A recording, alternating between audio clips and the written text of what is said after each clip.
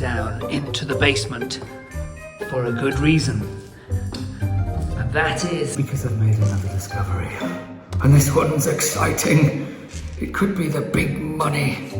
Well, it won't be, but you know, it could be the big money. How cool is that? We've got a safe and it's very much rusted shut by the look of it. But it does look like there is a key. Who knows, maybe we'll be able to get the safe open.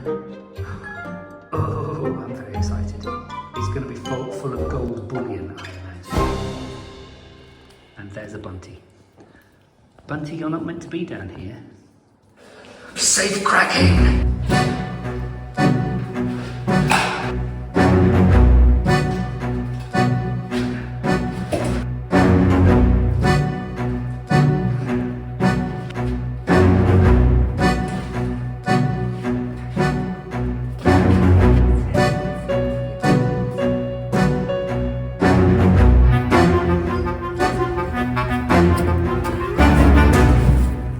Okay, it is outside and this is the front, and I don't know whether that's a broken key inside there. Anyway, I know it's full of water, so I'm going to tip it over and see if the water will come out.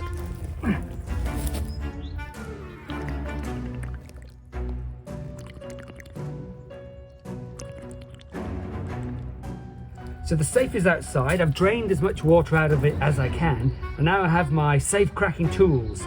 I have WD-40 for the lock, hopefully. I've got this just to clean up the front because, you know, I like to work in a clean environment. And I've got these in case I can pull what might be the remains of a key out of there. And of course, I've got my trusty safe cracking spaniel Bunty. I've absolutely no idea what could be in this. It might just be dirty water, but it might, of course, be the lost treasure of Chateau de Pican. Who knows? I certainly don't. But it's so exciting. I've always wanted to find a safe. Yuck.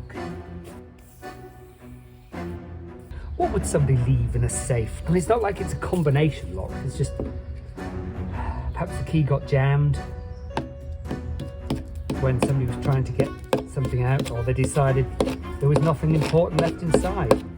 Or maybe it was just forgotten about. So it would seem that this is the only place for a key. There's a key stuck in there, or some other implement of some sort that somebody has put in, trying to get into the safe. I'm not sure. I'm not sure if you can see in there or not. There is the edges of the keys coming out either side, the key coming out either side. I'm not making any headway with this at the minute. I don't want to destroy the key shaft anymore and make it even harder to get the broken key out, because it moves a certain amount, it rotates a certain amount, and it wiggles a certain amount. So I'm not sure exactly what is stopping it from being withdrawn.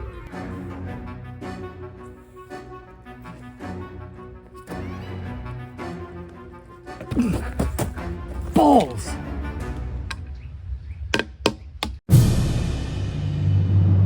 Welcome to Jane's Find of the Day with Jane.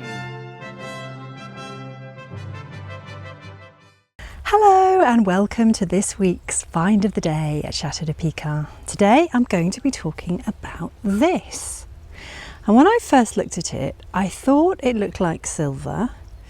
It does have a slight tarnish to it, as you would expect with silver. But this part of the world has very, very clean air, and there's no heavy industry, there's very little in the way of traffic. So again, you wouldn't expect it to be very tarnished, but it didn't have a hallmark on it. So I thought, well, it can't be then, can it?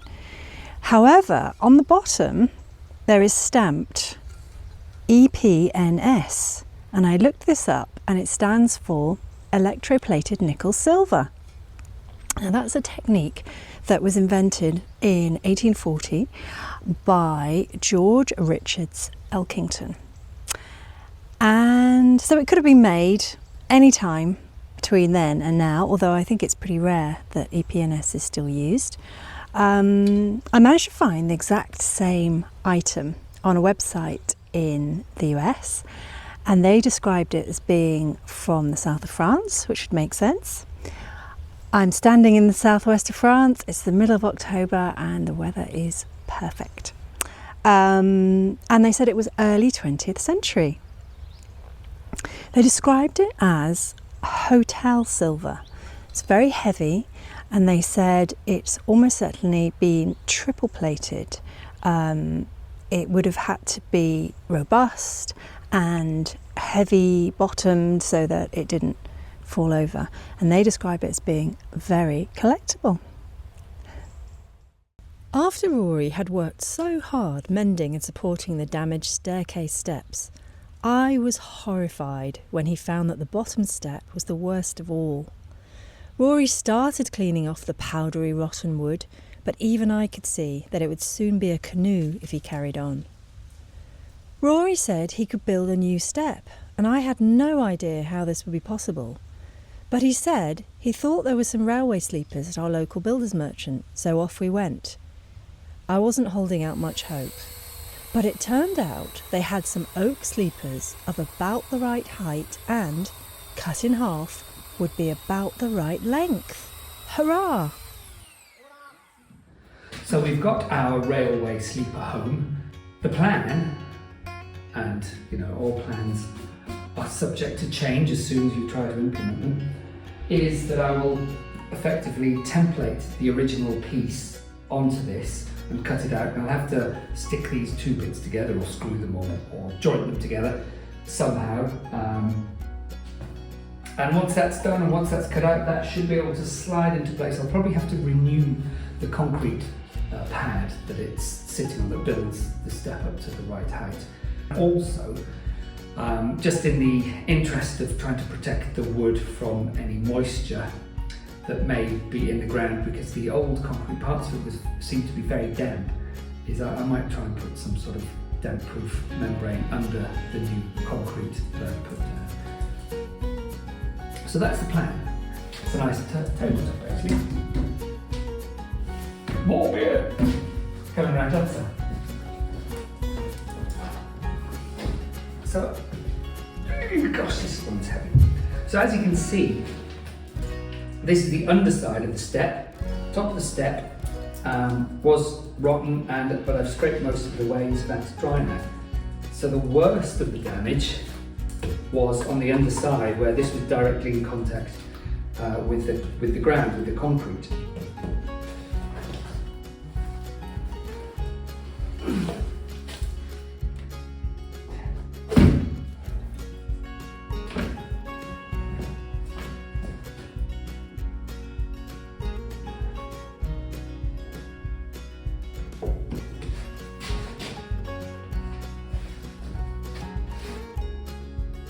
So this is the easy part done. I've put two bits of wood together and put another bit of wood on top. Now I've got to draw it out carefully and then cut it out even more carefully. Oh boy.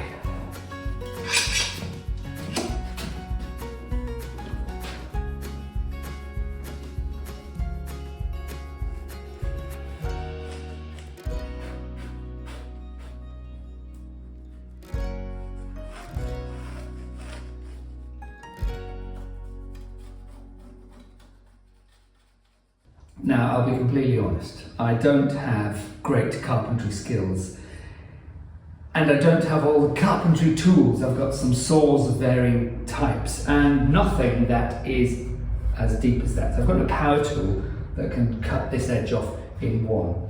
So what I'm going to try and do, and I don't know whether this will work out well or whether it'll be troublesome or not, is I'm going to make some cuts with a circular saw, as deep as that will go. And then following that line with a handsaw, I'll try and cut the rest off, and then hopefully I can shape it round to the desired shape of the step. So this, I'm going to start with this one. This will be the part that's sort of hidden, so I can practice on this, and it's more forgiving in that if I make a mistake, it's not really going to be seen. So I'll see what happens.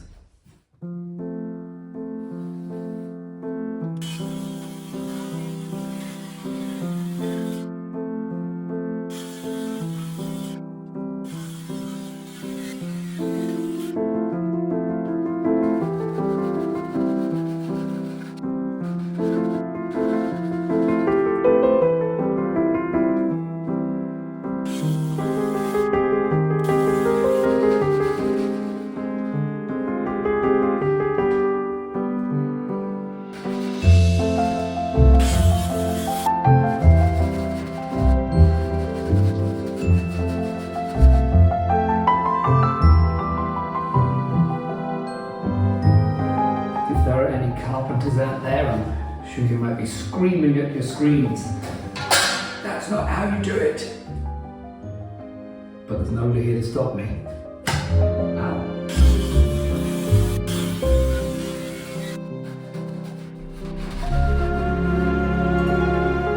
My experiment to cut from each side has sort of worked. It's not too bad here. That'll sand out quite easily. But it's a bit worse here. I'm about to start rough cutting the front-facing part of the step, which is going to test my abilities, my limited abilities. Hey, what could go wrong?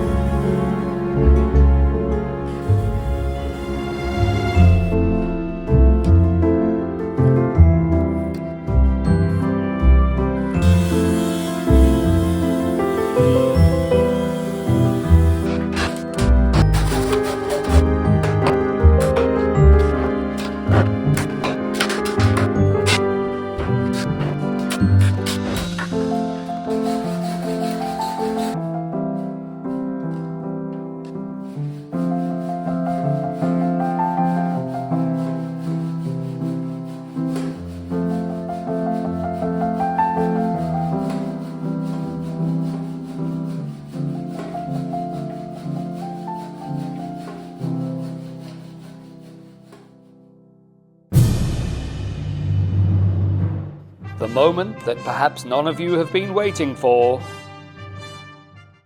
So I guess I can tell you exactly what somebody thinks it's worth. This item of hotel silver from the early 20th century, in the US, someone is asking $325 for it.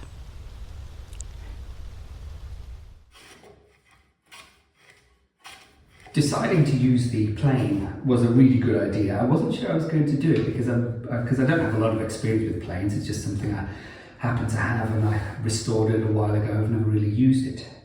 But it's really helped me shape this front step out. It's not fully there. I've still got some of my black line visible, so there's still some shaping to do, but I'd like to do that with a sander, which leads me on to why I'm stopping work now. And that's because I found in the barn a couple of belt sanders, but they don't have belts. And when I went to the local DIY shop, they didn't have the correct belts. So I'm going to have to send away for belts that fit those sanders. And then I should be able to smooth this out a bit more before finishing it with nice fine sandpaper. And then we'll have our finished base of step. Balls!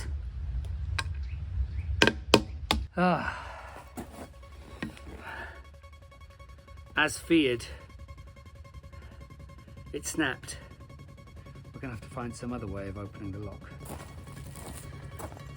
Okay, so I've broken the key. What else can I do?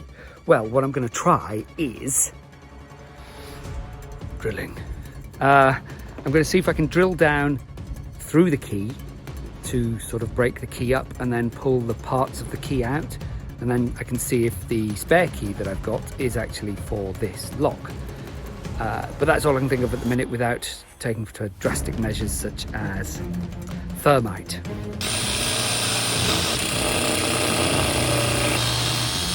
Destruction has occurred. So it looks like it wants to come out.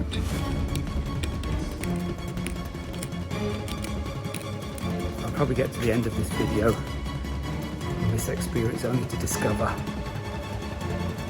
that the thing was never locked in the first place. So currently we have got chewed up key in there, lots of pieces of that, and we've got bits of 2 broken drill bits. They're also in there. I call this a great success. My safe cracking spaniel has been absolutely no use on this job. In fact, she's been absent for most of the work. What have you got to say for yourself? Hey, what have you got to say for yourself? Ow! Oh, you want to cuddle? Oh, No kissing. No kissing. Yuck. Good girl. Good girl. I don't know whether it locks top and bottom, or side to side, or how it locks, or one side, or three sides, or four sides. We got half an hour, see, and the cops will be here, see? We gotta get in there and get the gold out, see?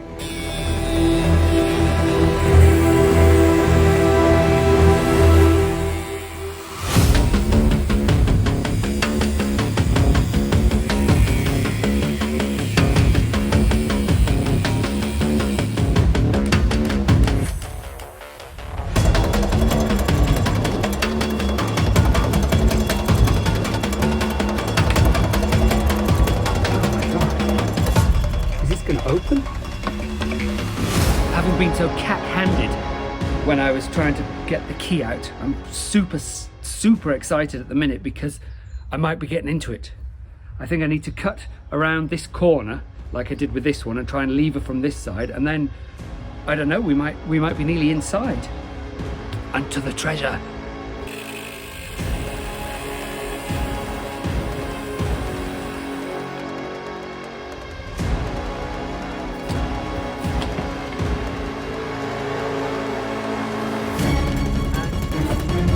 Oh my God, it's open!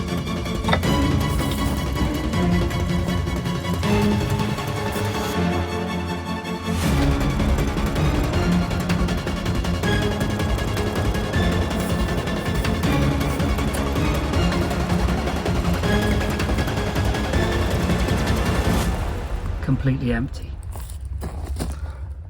Completely empty. Ah, what a shame. We didn't find any treasure this time.